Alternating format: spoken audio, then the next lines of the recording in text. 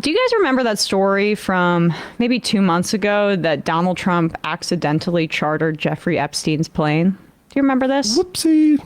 Well, I'm just saying that because the journalist Michael Wolff has released an interview, a recording of an interview that he conducted with Jeffrey Epstein back in 2017.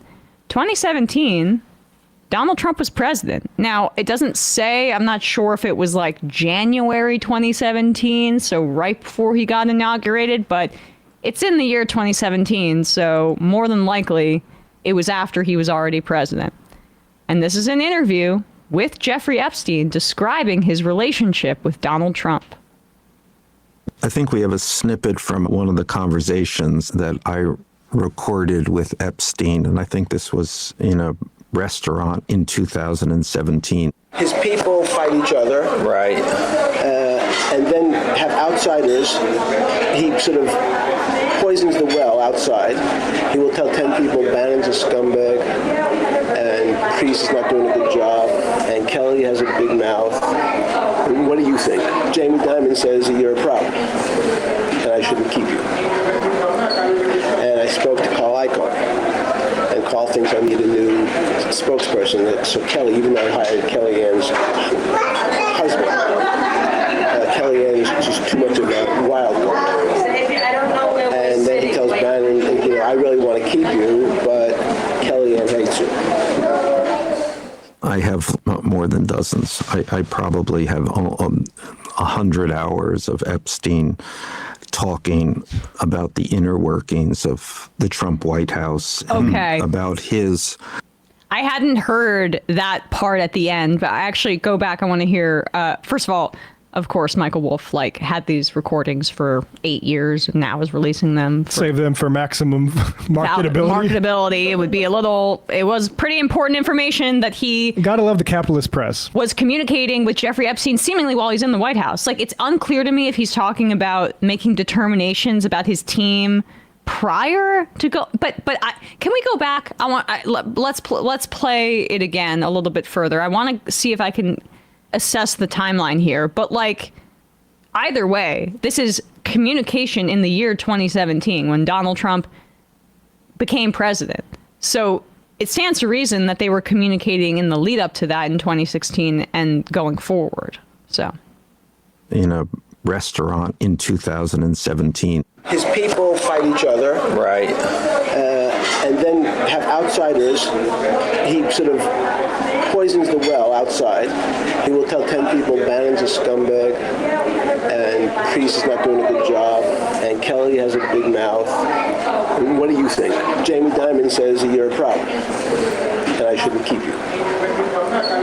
And I spoke to Carl Icahn, and Carl thinks I need a new spokesperson. So Kelly, even though I hired Kellyanne's husband, Kellyanne is just too much of a wild card. And then he tells Bannon, I really want to keep you, but Kellyanne hates you. I have more than dozens.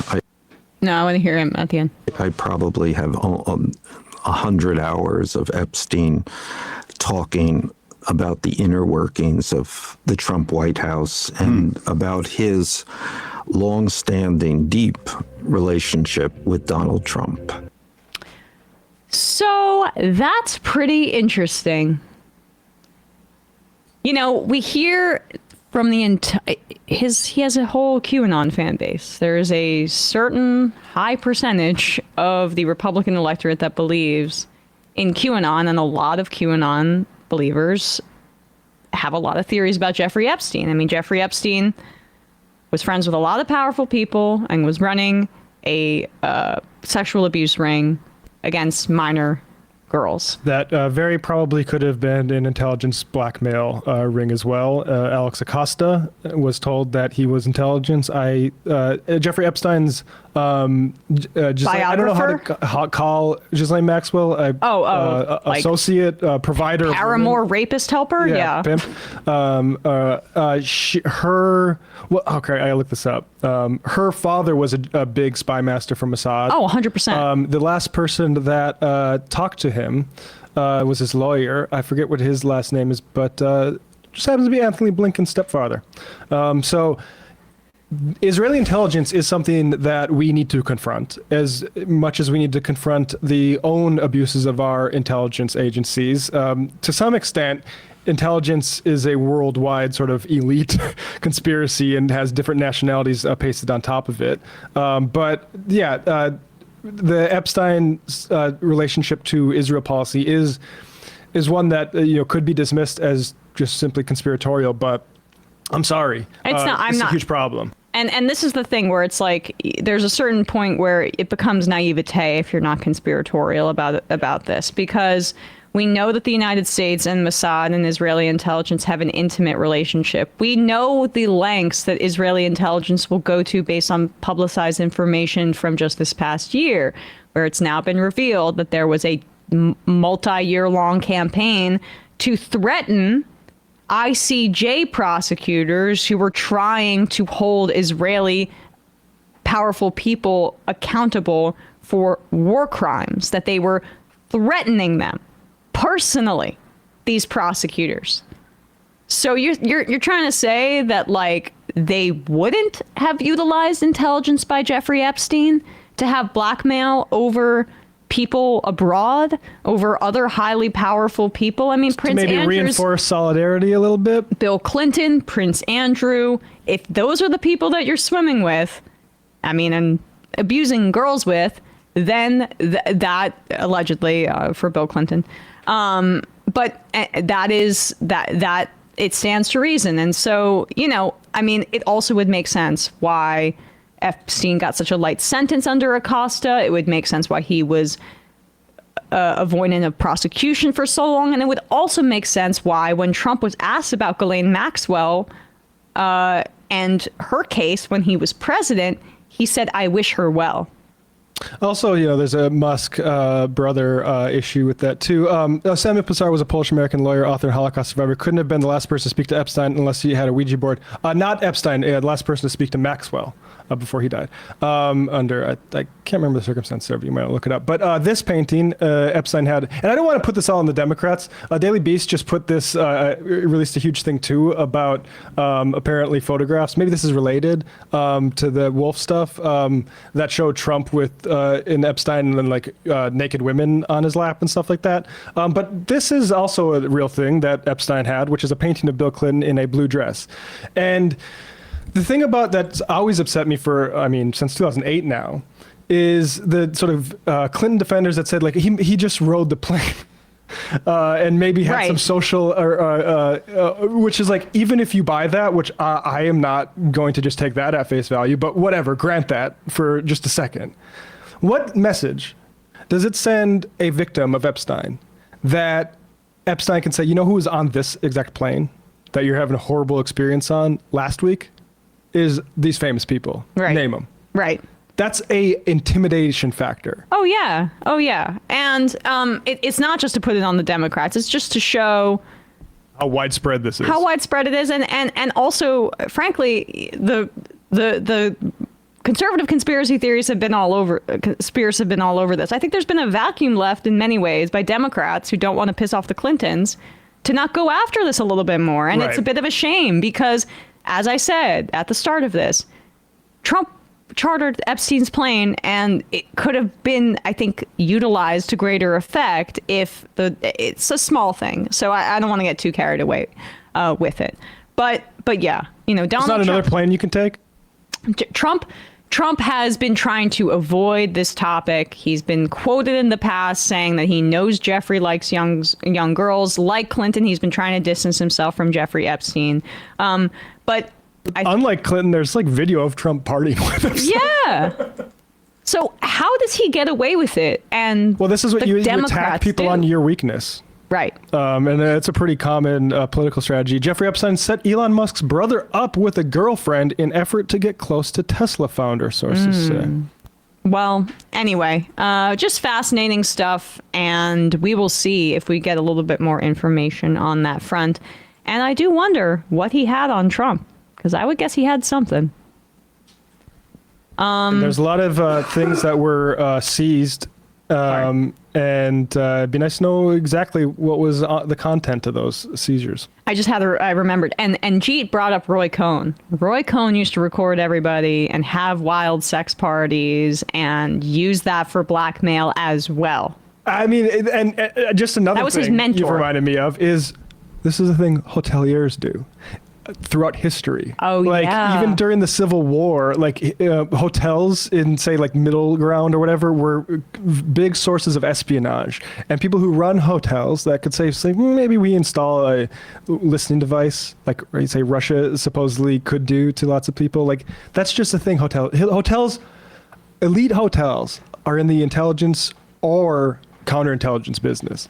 What about, did you ever read anything about mob-run casinos in the past, or participating in this and collaborating with? I think there was supposedly rumors that the Kennedys were, and I don't know how true this is, but there's rumors to the effect that the mob had stuff on the Kennedys because of espionage at hotels. There's a long piece in Jackman from a few years ago about how this renovated casino in Milwaukee, outside of Milwaukee, Wisconsin, was they basically it was fronted by mobsters and frequented by the Kennedys because Kennedy's dad was really in with those mobsters and basically helped subsidize it because they were so angry that they helped Kennedy win, and then Kennedy immediately appointed RFK to be attorney general and started prosecuting the mob. Right. So the mobsters were like, basically like, come and frequent this casino and prop it up, or like, we'll kill your dad, basically. Well, but I mean, that's the source of a lot of theories about if the mob was involved in JFK's assassination, right? And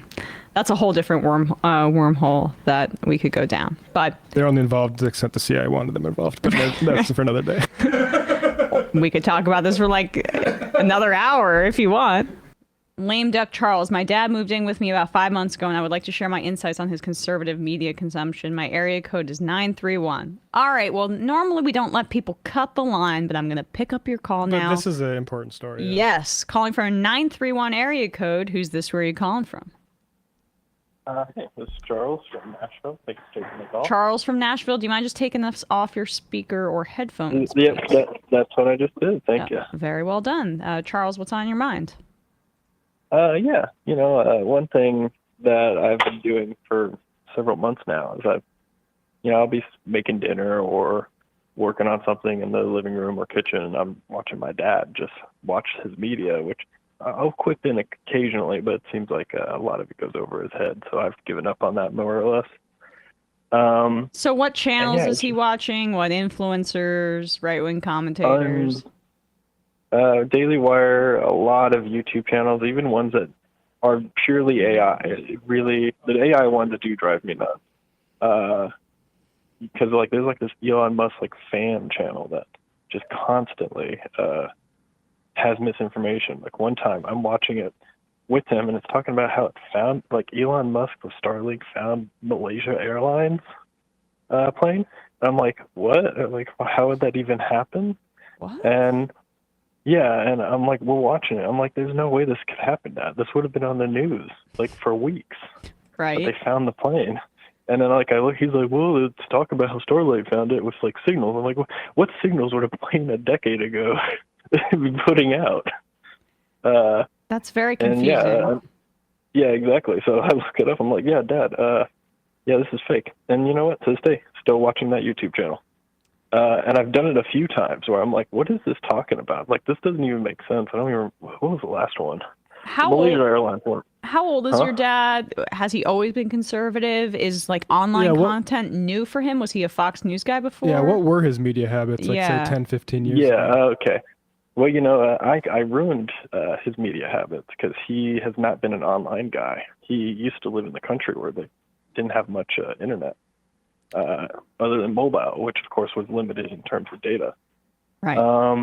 He didn't watch much Fox News, but he watched enough for it to affect his opinions. But yeah, in the last 5 months, it's been really weird watching him change so fast. Last night I was listening and talk to his sister about COVID vaccines, going, I've never taken another one of those. He was perfectly fine with it, 4 years ago when they were being distributed. Perfectly fine. he was like, why are these guys walking around freaking out about masks? And yeah, I've taken like 50 vaccines in my life. What's the issue? Last night, I'm like on my computer working on a document. And yeah, I'm listening to him talk to her sister. And I'm like, and whenever vaccines came up, I started listening closely because I was like, yeah, if his opinion on vaccines has changed, this is getting pretty bad. And yeah, exactly. His opinion, he was just like, yeah, I'm never taking another one of those. And I was just like, oh, God, why? Like in and less than 4 years, his whole opinion changed. How old is your dad? 63. Right. I mean, yeah, and it's the most interesting thing is just how, like with the Malaysia Airlines thing, like whenever I do take a moment to like, you know, mention like what's incorrect, it's amazing how he continues to consume that media. Like the Elon Musk channel, I was like, after the Malaysia Airlines thing, I thought he would be like, oh yeah, I should avoid this channel. Because it's happened like 3 or 4 times with this specific YouTube channel. I'll have to look up the name of it. Or maybe I shouldn't. Maybe mentioning it make it stronger. But yeah, like it is disturbing. It's weird. Yeah, it's really awkward. And I've had to just sort of start occasionally sending people videos on topics because, and even if they're not like YouTube, like people in my family, because otherwise they will independently like come across Ben Shapiro. I had a family member who was not like ideologically that right wing. Say they saw a Ben Shapiro short. You know, YouTube does those like infinite scroll type videos, and it was Ben Shapiro talking about. It was his first exposure to Ben Shapiro, and it was Ben Shapiro talking about women's sports and trans people, and out of just that. In the YouTube short, he all of a sudden had a opinion I had to fucking deprogram from Ben Shapiro. But if you're not there for that, like I was home. right. Right? If you're not there for that, that just reifies their algorithm and cues them up for more of that shit. So the idea that these for-profit capitalistic platforms are left-leaning is just a working of the refs to maintain what they are, which is a basically right-wing propaganda thing. And so what we are doing here and why we're on YouTube and all these platforms and Rumble or whatever is to counter that. I don't view us as an offensive thing. We're defensive. Like, I mean, Gil Scott Heron, the revolution will not be televised, all that sort of stuff. Right. And by the way, exact same incentive structure that Matt just described as how Republicans have been criticizing the mainstream media for decades. Right. Like that's the thing is that for-profit media or for-profit platforms always end up featuring or orienting themselves towards like the bulk of power and capital, and that is represented by the right wing, like in many ways. Yeah, and the funny thing is I'm sorry.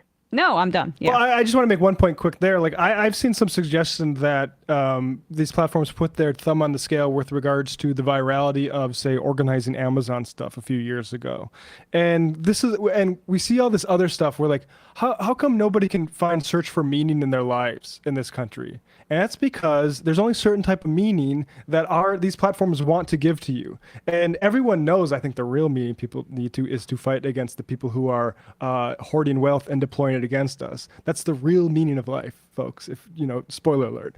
But that's hidden across all media because the media is owned by the people that are hoarding the wealth. And so like we get instead what the meaning of life is to be concerned about women's sports and trans people participating in, or be concerned about late-term abortions, or be concerned about migrants or crime. All these things that really just fundamentally serve powerful interests on the policy end when they eventually get translated through it.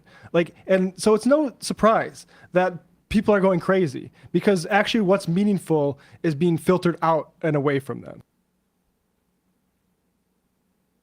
No, I'm on the same page.